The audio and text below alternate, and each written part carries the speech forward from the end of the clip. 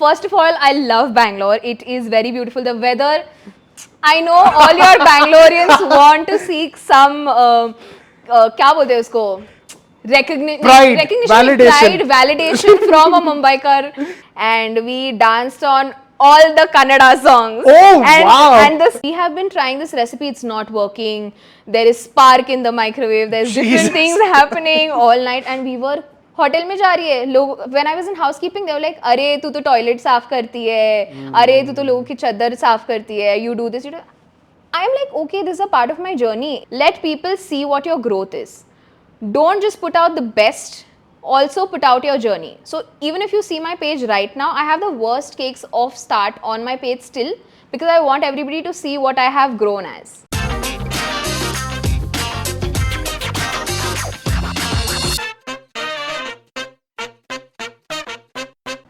Ladies and gentlemen, welcome to the Lalith Dhanush show, and today I'm super excited to have one of my dear friends that I met in Mumbai. She's a pastry chef, she's a coach, and this person, every time you see her, she's going to have a wide smile, and I'm sure if you listen to this podcast, you'll realize she's as sweet as her pastries. So without further ado, let's welcome my dear friend Dhanashri. Woohoo! Yay! Yeah, welcome Dhanashri. How does it feel to be in Bangalore and in my studio and on my show? It feels brilliant. First of all, I love Bangalore. It is very beautiful. The weather, I know all your Bangaloreans want to seek some, क्या बोलते हैं उसको? Recognition, validation from a Mumbaikar. You want to listen कि Bangalore अच्छा है. हाँ भाई अच्छा है. बोल दिया. So it's brilliant. The weather is beautiful. And I love your studio. Oh my god. Yay! I have always seen in your podcast, and I wanted to roam around, and I did, and I'm very happy. Ooh, man! First of all, in Bangalore, what is that one Bangalore thing that you did? Is there any Bangalore-ish thing that you did? So last night we had a little party session. Me and my friend, the friend that I'm staying with, and we danced on all the Kannada songs. Oh, wow! And the step. That's so specific. That is what we did. That's so specific. Everything. Killer, man. Did you like the song? Did you like the beats? Yes. I've heard them already. Oh, and wow. I enjoyed myself. Super. Now, man, I am sure even if you've had that part of Bangalore, post this podcast, we are going to have a lovely lunch of Meghna's biryani. Yeah. And I'm not a big fan of the Meghna's biryani, but I'm sure everybody who comes from outside makes that their number one priority to eat. I'm sure you like it. I'm glad you're making me eat the good biryani that the people best. suggest. So without further ado, let's introduce you to the audience. We told you that you're a pastry chef. You train people in the same part. When did you start, man? When did this all start? So honestly, I was never into this field. After my 10th, I took psychology. And I thought I could do it. I just had a random thought. My mom put that thought in my head. Oh, psychology कर ले, मजा आएगा. मेरे को नहीं आया मजा. 2 साल मैंने किया. I got out of it, and then I took I had 2 years. I finished 2 years, and then 11th, 12th के बाद there's this break that comes in before you start your after your graduation. Gap year. Year gap.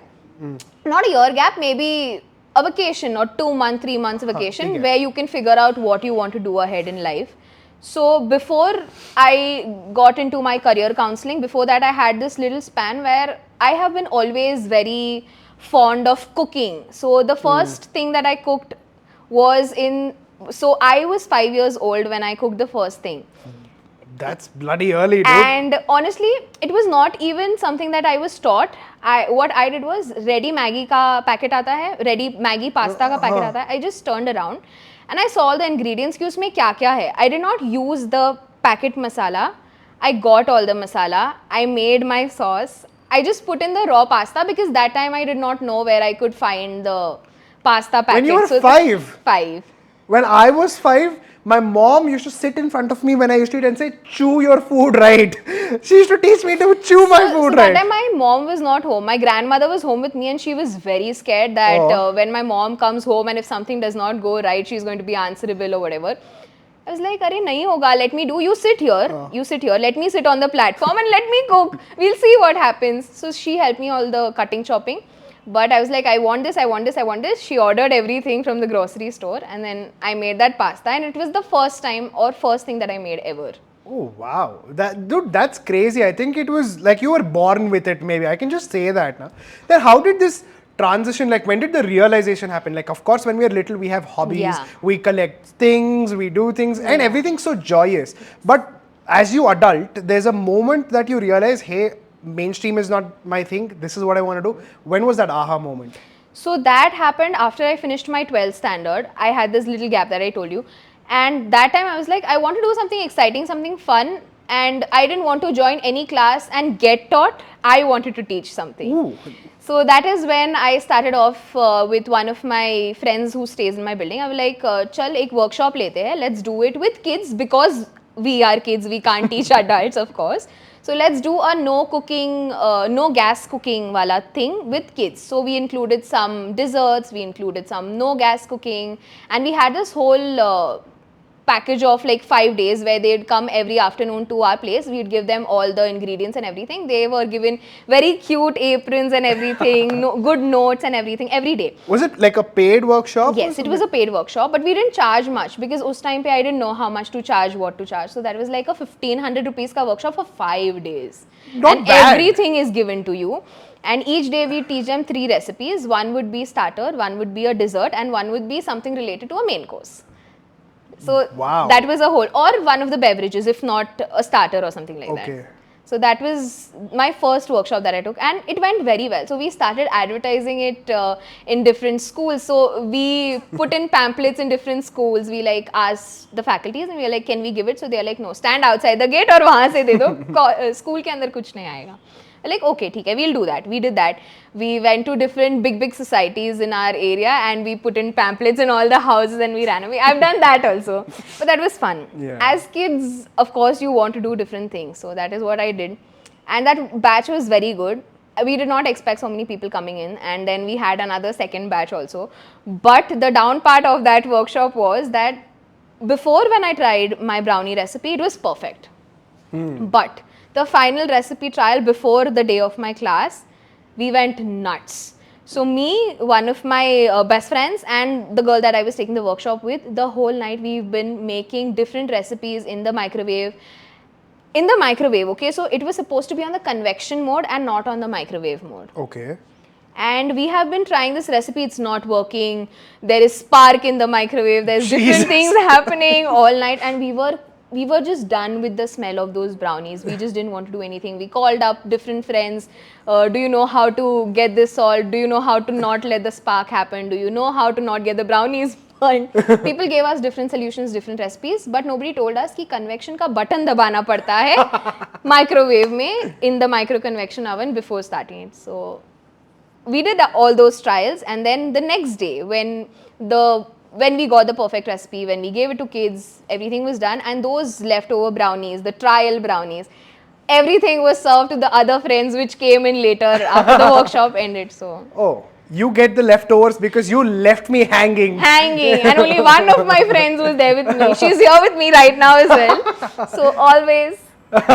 That's nice, man. So this was the beginning of your journey? This was the beginning of my journey. So I started off with the workshops itself. Nice. So now you call yourself a pastry chef as well, right? So that means you make cakes on a pre-order basis. Yes, I do. I've tasted your stuff. Even the bad part where you made me eat the prank thing, I remember that, guys. But it was fun, no? Yeah, for you, not for me. Guys, you know what she did?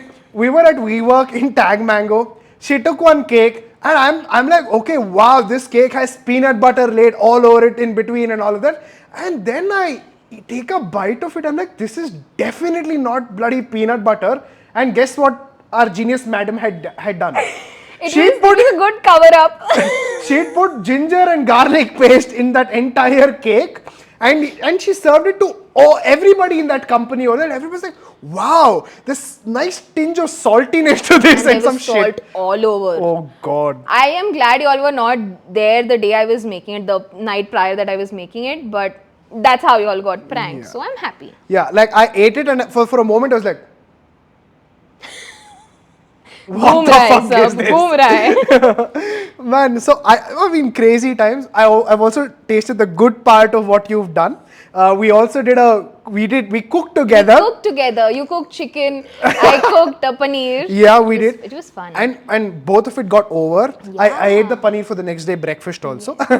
But I think we've shared some really good memories I together. know. 15 days was all full Amazing. of fun and knowledge. I don't think even Big Boss would be like that. Yeah. But it of was course. crazy, dude. It was crazy.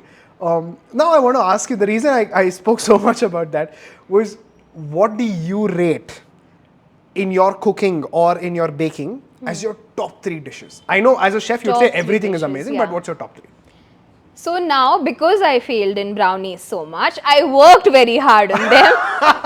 And now I have good exotic flavors of brownie, which I rate the topmost. Number 1. Wow, okay. You didn't I make will me make eat that. you. I will make you eat that. I knew that was coming. The second one would be my praline cakes, the hazelnut praline cakes. Okay. They are fab. Does it have a crisp and all that? Yeah, it does. It does. It has a praline paste and the crunch element in it. Damn. So that is the second thing. Okay. And another thing that I like in cooking again is going to be pasta. All the things that you've already told us, I mean, it maps It out, right? maps out, right? Because I've worked on them. I don't know how, but those are the things which are very close to my heart. Nice. I mean, and it brings you that fondest memories. And I think even pasta for me as an individual is like my go-to dish, right? Like I know, right? Comfort food. comfort food Anytime, if I can't decide what I want to eat, pasta. for sure. And every time like I want to land a date, pasta. Let's cook some pasta. You should try my white sauce pasta. Like that's my go-to thing. Oh, I've seen so many cooking stories. Oh, you should try my pasta. Yeah. Just the pasta, nothing else. We'll just do the pasta. We'll see the rest. We'll figure out. We'll figure it out. Now, man, in all of the things that you've said that you've been cooking and you've been teaching and all of these things, what has been your biggest lesson that you've learned over the last few years, months, something significant that you've learned, maybe through a mistake or something like that during cooking? Always keep learning. Like, you can't keep yourself at the top of the game always. Like, no, you're nobody. Like, I know a lot of things, but no, I'm nobody. Because I don't know a lot of things that people do know. So I always keep thinking that, oh, this is not going to be enough for me to last for a very long time. So every time I learn a new thing and I execute it, I try to learn another thing as well. Because that's done. Now what? I have to do something about it. 100%. And that's the beauty about whenever you're an entrepreneur or a teacher, you have to learn because you are leading a group of people. Yes. You are teaching somebody, and someday they are going to outsmart you. Someday there is somebody way smarter than you that can take your audience off. Always. And learning is the skill of life. And speaking of which, I want to know, how did you learn your techniques? Where did you gather this from? Because usually people get it from a mentor, people go to a coaching class, people go do a degree, they do all of these things, right? What was your learning journey like? But because today you're an executor, you're not just a learner, but you're an executor. How was your learning journey like? So, like I told you, I took that class, whatever happened, then I went to career counseling. Now, when I did my career counseling, I am bad at maths. That is not an option, that's gone out of the box. All the different options gone out of the box. The counselor told my parents, no, she is not fit to do psychology because she talks a lot and she cannot sit down and listen to people. So, let her do what she wants to do. So, then I had 2 options in mind. I either had event management or I had hotel management. Then I thought ki event management, I don't really feel like partying or being in a party all the time, so that goes out. But something that I always have liked is cooking. I have always liked is managing, because even in school I always used to be a prefect or a monitor or something like that. So managing something was always there in my game. So I was like, chalo, hotel management karte hai. I went there and I got to know not what I thought. Damn. Absolutely not what I thought. Of course, you have to do a lot of things over there. I mean, like? It's not just you going there, standing in the front of the desk, being very presentable and be like, oh, this is what you want, sir, I will get it for you. No, it doesn't work like that. You have to slag your ass off before that. I had 3 years of my hotel management degree. I paid 6 lakh for it. I don't think that is worth. I don't think that a lot of it is getting used today in my life. Why do you say that? 1.5 year was just modules. There was research, which was something that I was running away from, and that came in my face again, which I think could not have been a part of hotel management because it didn't give me any skills. The practical knowledge and the 4 core subjects, that is F&B, that is food and beverage service, housekeeping, front office and kitchen. Those are the skills that I still have with me and I will keep having for my life. I have had good experience with I've not had good experience with my internship, but I've had good learning from my internship. Why with do you the say bad that? experience. Why do you say that? I want to know, what is this bad experience all about? Tell me. So, just 6 months in internship, I had to survive. Where was it? That was in Hilton International. It is near the Mumbai airport. I had to stay there. I had to be there in all the departments. The first department that was allocated to me was food and beverage service. So for the first 15 days, I was in the executive lounge. I enjoyed myself. Not a lot of work to do. When my shift ended, that is when the work started. I enjoyed myself there. Didn't have to do, just wipe a few cutleries, keep in place, ye wo. Kar liya 15 din. But all of this has to be done in heels. Huh? You can't wear anything. Okay. So heels with your foot swollen, with your back broken, everything is happening every day. That looks like a nasty place to be, dude. You don't know what girls do for being in the industry. It is bad, and everybody has to, be presentable all the time. So heels, back broken, wipe cutlery, be smiling in front of the guest even if you want to hit hard on that person's head. Because I have been in situations like that. Okay. And I've wanted to hit them hard. Like, kill them! So that is what I wanted to do. Because the stare. I mean, there are like 5 boys in the room and you're the only girl. And this is while you're working? Yes, this is while I'm working. May it be with my employees, like with my co-workers or with the guests. I've had stares like, कि कभी लड़की देखी नहीं है इसने. Damn. And it's very frustrating after some point of time because you're already so exhausted with your work and everything. Makes sense. So yeah, I was saying 15 days of nice enjoyment. Then my shift was changed and I was put into an all-day restaurant where I had to work for like nice 16 hours a day, then go home and just doze off. For the first 4 days, my parents were scared because I did not speak a word after coming home. I just went home and I slept off. Next morning, 6 o'clock again, I got up and I went for my duty. That is all I did. Crazy. I went for my all-day dining restaurant. Over there, I was given the duty of doing the same thing. Wipe the cutlery, keep it, and serve the guests, pick up their plates, ye wo. And I have been made fun of this. I mean, people have made fun of me doing this. And I don't understand why. Like family and friends? Friends mostly. My family has been good, supportive in whatever I have done, but my friends. So, some of the toxic friends that I feel that I had. What did they say? They're like, Arey, hotel में जा रही है लोग. When I was in housekeeping, they were like, अरे तू तो toilet साफ करती है, अरे तू तो लोगों की चद्दर साफ करती है, you do this, you do.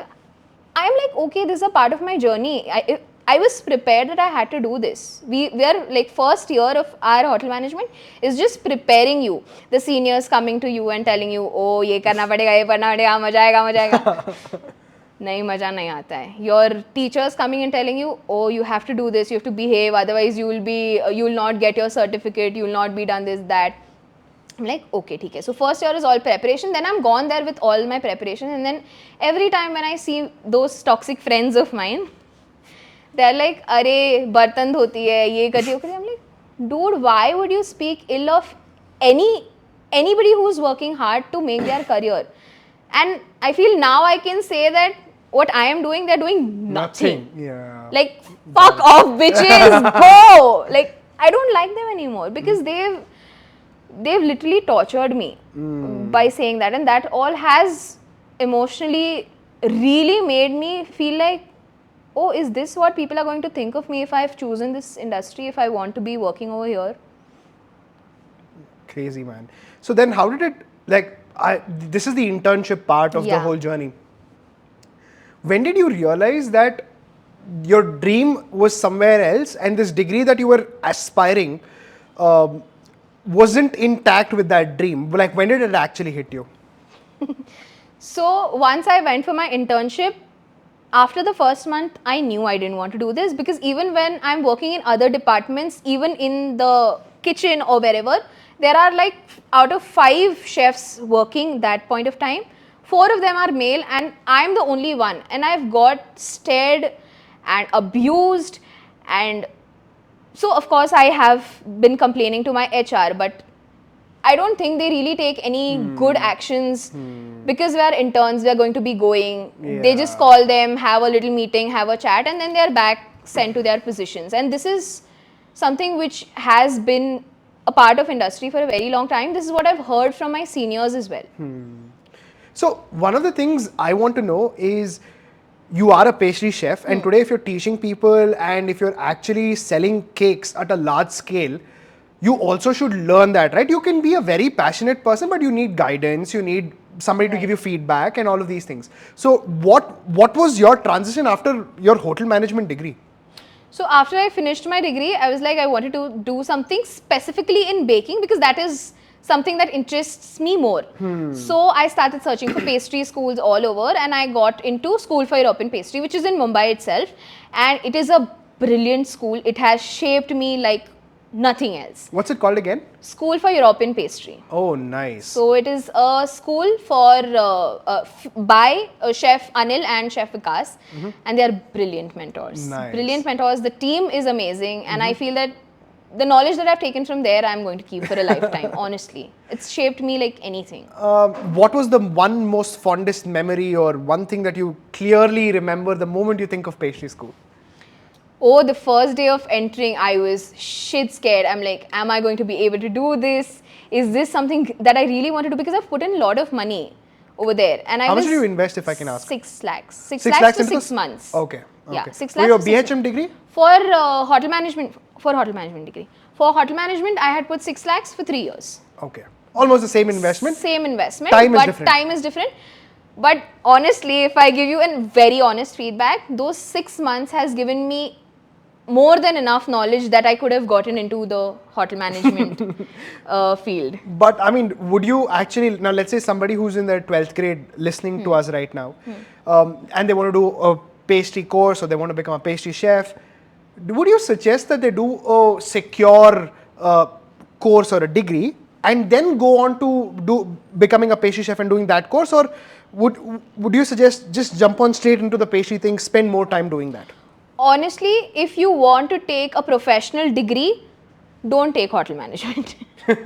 Don't take hotel management. Have some degree either in the commerce background or something like that, because that, if you want to have a business of your own, is going to help you in future, Makes which sense. is something that I feel that I should have also done. I think that I have spent most of my time in the hotel management college not learning a lot of things that I will take on for my lifetime, whereas in the pastry school, span of 6 months, but mad knowledge. I don't know how can I explain that mad knowledge that I have after Makes pastry sense. school. Makes sense. Because the depth, the layers of thinking, Exactly. articulating those ideas into action is Action. it's completely It's different. crazy. It's crazy. So you are suggesting that if you know that this is what you want to do, make sure you have a degree that complements what you want to do, like the Exactly. commerce and the pastry Yeah. thing. I think that makes sense. Or if you're very sure कि चलो commerce भी मेरे को नहीं लगेगा, नहीं चाहिए मेरे को, you can directly go to a pastry school. If you want to work in a hotel or have an establishment of your own, work in a pastry school, do an internship, and then open something of your own. Work in pastry school, do an internship, and go and work in a hotel in a pastry department. Got it. Got it. Like easy tha, I made it complicated. I mean, that's how you figure it out. Because right? I didn't have anybody to guide me through it. True. And honestly, that is why I put out everything that I do on my page. Yeah. Because I want to be somebody who I didn't have. Makes sense. Dude, and speaking of which, I've realized that a lot of content that you keep putting out is not just about the details of what goes into the pastry, but it's more on this entrepreneurial front, which you might not have gotten the right guidance Yes. from. So tell me about this part. Is this where you do the coaching part? Do you teach people how to make the cake or run the baking business? What do you do? So I teach both. Okay. First, once they've learned everything related to baking, this, that. So there is a mad basics course that I have done, and I have had the most students getting registered into it, because it starts from basic, but it's not really the basic knowledge, because apart from baking, I give out more details about how you can actually sell those things. So something that I always tell in my class is, let people see what your growth is. Don't just put out the best, also put out your journey. So even if you see my page right now, I have the worst cakes of start on my page still, because I want everybody to see what I have grown as. Makes sense. And it also shows that you're putting the effort to recorrect what's gone wrong. And people actually like that, right? Like, I think we were speaking back there and we were talking about how in a podcast, you were asking me like, dude, it's my first time in a podcast. I was saying people usually like stories where you fail and then you win, not stories of only you winning all the time. Then they'll want you down. People want to pull you down always. I have had people around me, in my friends, like trying to be my friends and still try to pull me down, copying me, doing mad stuff, and they know that they're doing that and still doing it. I mean, what do you want to do? You want me to torture? Come punch me in my face, yaar. Kya kar lenge? But I think these are the lessons that will actually mature you into a finer entrepreneur, a finer human being, and more essentially to a better future, right? So speaking of this, I want to know what are some of the common problems that initial bakers go through. Like, I'm sure you would have gotten loads of questions this in your class, in the content. What are some of the problems that they go through, and can you give me like quick, real kind of tips where people could just listen to this and say, okay, wow, I've got some clarity? Number one, stop giving discounts. People will come to you ki, "Arey, I'm your friend, give me discount." No, I'm like, no. You have to start saying no, because you just can't let people come to you and be like, "Arey, discount do," because home bakers have their journey of getting expensive stuff. Like, you can't expect good quality in a cheaper rate, whereas you go to a bakery and you're going to get just random stuff, cheap stuff, but cheaper. But so if you want good quality, pay well. Start paying well. Start knowing who your audience is, who your circle is, because you don't want to cater to everybody. Now, some things that I personally don't do is, if somebody is coming to me ki, "Arey, meko ye bhi chahiye, ye bhi chahiye, ye bhi chahiye, ye bhi chahiye," nahi. I will give you this, but I cannot give you this. So start saying no to the customization requests also, because you can't make everybody happy. You have to know your clientele well. Nice. So just start recognizing people. That is all. That's one. Anything else? Is there any add-on questions that you keep getting from beginners? If it is required to do a degree or not, no, it's not required. You can have good small classes from good bakers, and you are good to go. Even if you don't do that, you can do self-learning, which is the best. Okay. So can you tell me a few, let's say somebody wants to start get into the food business, be it in the part of cooking or be it in just running a cloud kitchen, whatever it is. Are there specific channels on the internet or books that you could read or some kind of resource where they could go learn about this? Of course, first join your course, then everything. Of course, join my course. But any resources, that any people that you follow, who do you look up to? So number one is going to be my chefs from the School Fair Open, Pastry Chef Vikas Bagul and Chef Anil Roya. They are going to be my mentors for life. Like, anytime if I have, I'll always go running to them. And then I have another person who makes really aesthetic cakes, is Chef Megha. People put down fondant a lot and she works only on fondant, and that's mad, and that's why I love her so much. I've always been saying this. Nice. And I'm sure as you progress in this journey, you will also have like a dream, right? Like something that you want to establish and you want to do. You've established a few things now. What's the next big dream, man? I want to be teaching. I want to be teaching on a large scale. What do you mean large scale? Do you mean like having your own setup where people come to your school or something like that? We'll see. That's a secret. I mean, we'll see what to do about that. I'll tell you. I'm sure, man. I mean, even if you do it, I'm sure you'll be a killer at it. I really love the passion that you carry yourself with, especially on the subjects that you really love. And more than anything, I want to know on large, what are some of the biggest lessons that you've learned, at least in the last few years, in terms of running your business alone? You did give us a few nuggets for beginners, but overall lessons, I mean, something really hard hitting that you wish you knew. Always have a team. Stop doing everything yourself. If you keep doing everything by yourself, you're not going to be doing everything correctly. So start delegating work. This is number one that I have recently learned, that I've started delegating work.